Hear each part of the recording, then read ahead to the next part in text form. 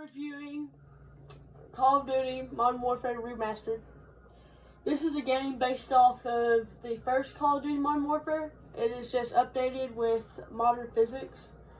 So there's two different modes in this game. There is campaign and multiplayer. This game is based in the Cold War era, so say Korea, Vietnam, and other wars. Inside of campaign, there is missions, and there's like a group of missions. So say there's prologue, act 1, act 2, act 3, and then trilogy. And each one of those sections has a certain amount of missions you can do.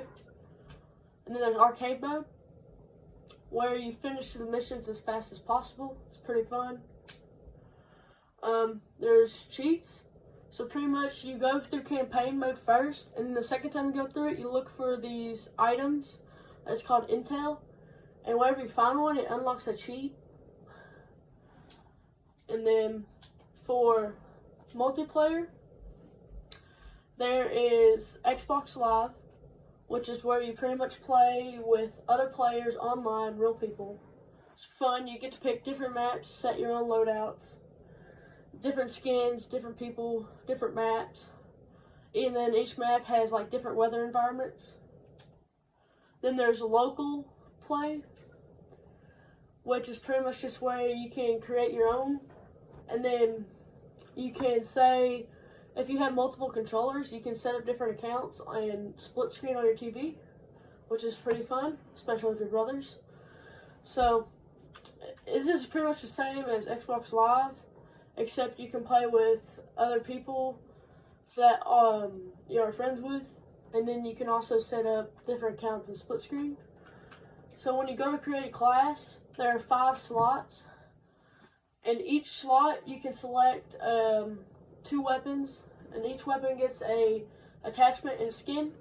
And then you have 2 equipments, which is it can be a grenade or a knife. And then there are 3 different skills, and each skill has a different thing. So you can have stopping power, which is pretty much more damage. Then there's deep impact, which is also more damage. And then there's like special grenades. It just gives you 3 instead of 2. And then each slot you can customize to your own, like, whatever you want. So there's LMGs, SMGs, automatic machine guns, there is snipers, rifles, pistols, compact machine guns. Then there is, so say for each one of those, there are different guns. So say for example for assault rifles, there's the M16A4, the AK-47, M4 Carbine, and G3. Then say for submachine guns, there's the MP5 Scorpion, Mini Uzi, and AK-47U. For sniper rifles, there are R700, Dragunov, M21, M4A3, and then there's the Barrett 50 cal, which is the most known. And each one of these has different stats. So for example, the Barrett 50 cal has high damage, high range, high fire rate, and but slow mobility and accuracy because it's very heavy. Then for shotguns, there is the W1200 and then the M10114. They're pretty much the exact same gun, except one has extra ammo.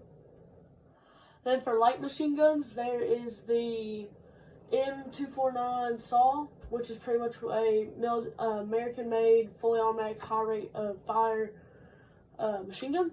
Then there's the RPD, which is a fully automatic version of the AK, which is just beefier, has a extended mag, extended barrel, and a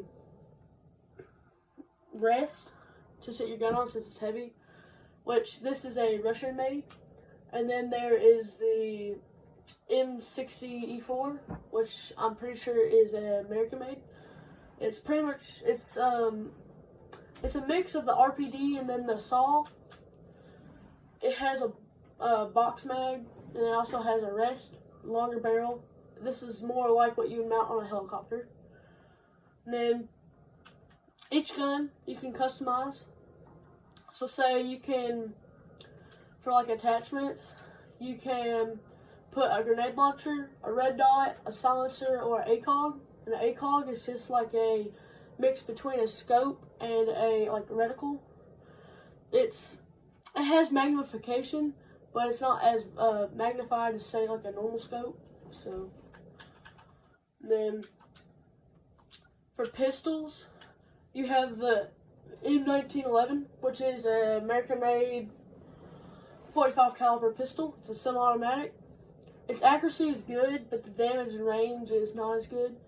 Whereas say the Desert Eagle is heavy, and the accuracy is worse. The damage is really high, and the mobility is really high. And then say there's the USP-45, which is pretty much just it is kind of like the 1911, but it's 45 caliber as well, but it comes with a flashlight. It has iron sights. And then there's the M9, which is also very similar to, say, the M1911. And then kind of like the themes of this game is kind of to teach like the modern world how Vietnam was in Afghanistan. And it's to kind of show what these people went through. And it's fun, but it can also be very stressful in times. And one thing I kind of like about this game is it has a very long storyline. So say you can play it for a while, unlike most games where the campaign is very, there's not a lot to it, so you can get done with it very fast. Whereas this, you have a lot to do.